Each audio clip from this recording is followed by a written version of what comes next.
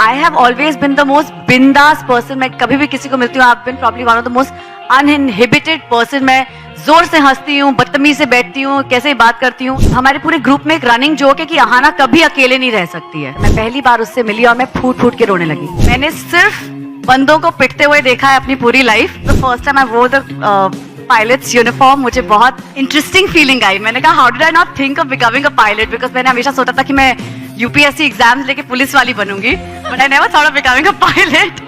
सो इन्हें ये ड्रीम भी पूरी कर दी. My mother is a DSP.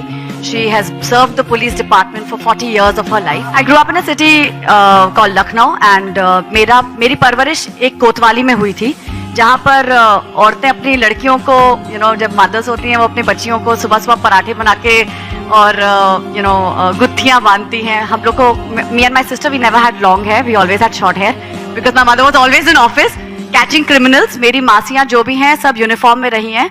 मैंने सिर्फ बंदों को पिटते हुए देखा है अपनी पूरी लाइफ.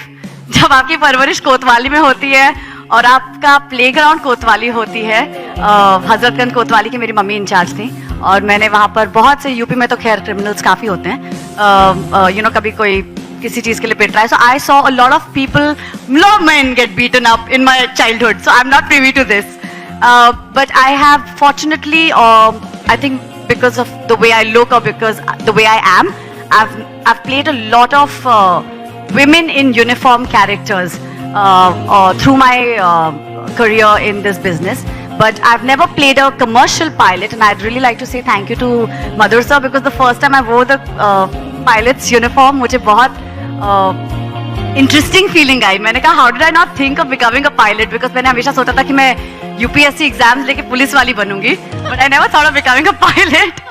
So इन्हें ये ड्रीम भी पूरी कर दी. But I think the thought behind this film is absolutely incredible, because Madhur sir ने सिर्फ एक स्टोरी पे ध्यान नहीं दिया है. मुझे लगता है उन्होंने इतनी प्यारी 4 कहानियां बताई हैं. एक कहानी एक कमर्शियल पायलट की है, एक ऐसी औरत की जो एक बहुत फियर्सली इंडिपेंडेंट लड़की है, जो अपनी जिंदगी अपने बलबूते पर अपने टर्म्स पे जीती है. हम लोग में से काफ़ी लड़कियां जो बम्बई में काम करने के लिए आती हैं या दिल्ली, बैंगलोर ऐसे शहरों में जब काम करने आती हैं अपने अपने घरों को छोड़कर, एक बहुत ही इंडिपेंडेंट, एक एक्सक्लूसिव सी लाइफ जीती हैं.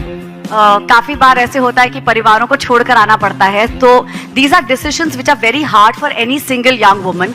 एंड मेरी कहानी बिल्कुल वैसी है, where she leaves her family and वो अकेले रह रही है.